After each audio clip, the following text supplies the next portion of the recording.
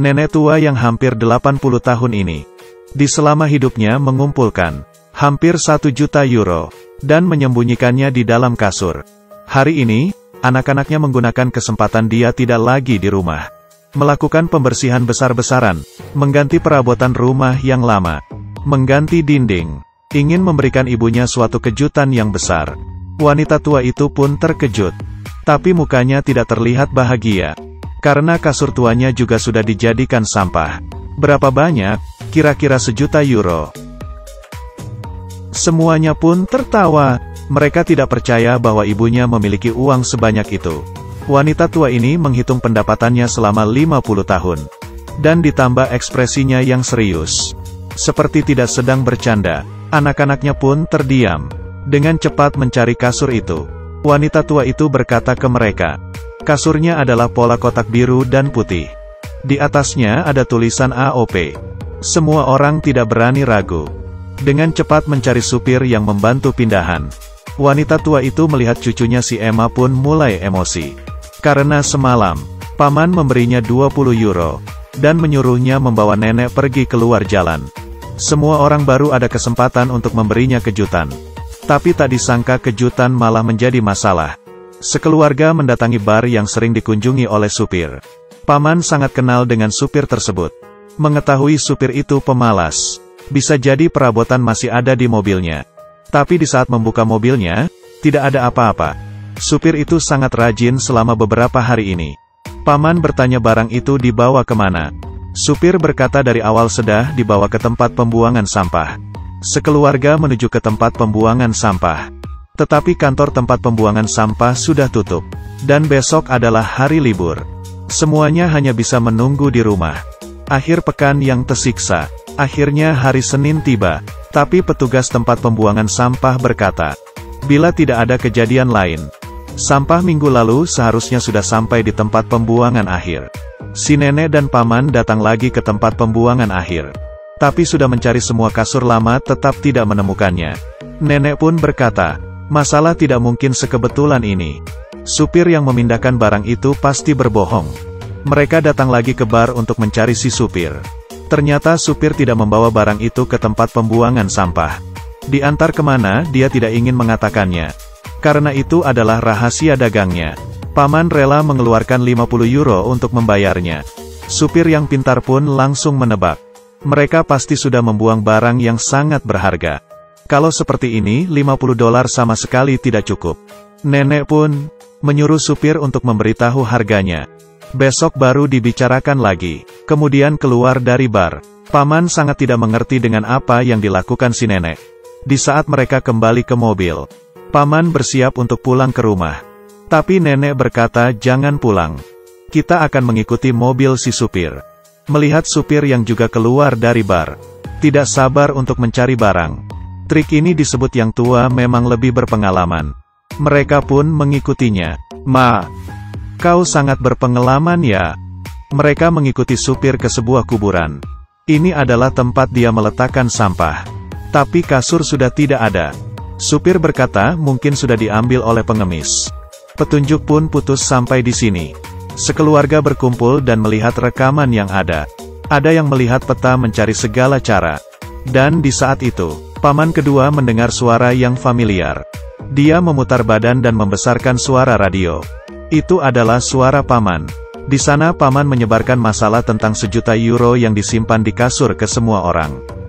Dan mengatakan yang menemukannya akan diberikan hadiah 50.000 euro. Tapi siapa yang akan bersedia demi hadiah 50.000 euro? Mencari kasur dan mengembalikannya, bukannya lebih baik meninggalkan 1 juta dolar euro. Paman sudah melakukan hal yang bodoh. Sekeluarga pun memarahinya. Sekarang satu-satunya cara adalah harus lebih cepat dibandingkan orang lain. Di saat mereka sampai di tempat pembuangan sampah yang pertama, di sini sudah penuh dengan orang-orang. Ada yang menggunakan mesin untuk menggali. Banyak sekali orang-orang yang dengan gila mencari kasur tersebut. Dan peluang mereka untuk menemukan kasur tersebut sepertinya tidak mungkin. Saat itu penduduk kota sibuk dengan mencari kasur. Di koran, di TV, semuanya tentang kasur. Bahkan di sekolah Emma pun juga membahas hal itu.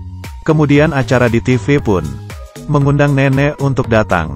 Setelah melakukan penelitian, ada 91% orang yang menyatakan ingin hadiah setelah menemukan kasur.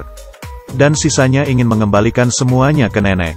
Hal ini adalah hal yang bagus. Sekeluarga pun bersorak gembira.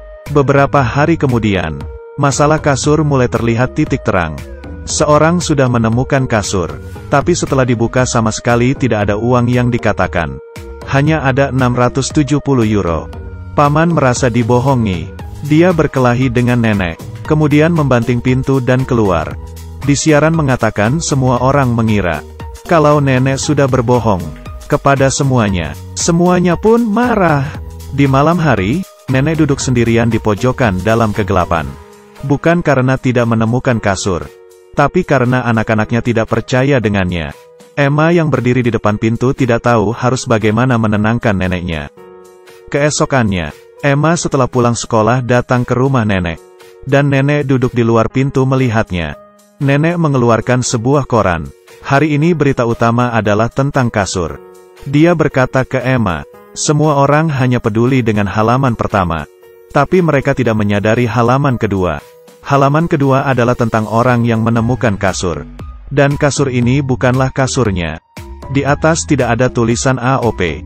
Dengan begitu, kasur yang asli sebenarnya belum ditemukan. Nenek menyuruh Emma untuk menjaga rahasia ini dan mencarinya sendiri. Mereka bersembunyi dari keluarga mereka. Dan melakukan di hari libur untuk melakukan aksinya. Melangkahi tempat di mana semua orang pernah berjalan.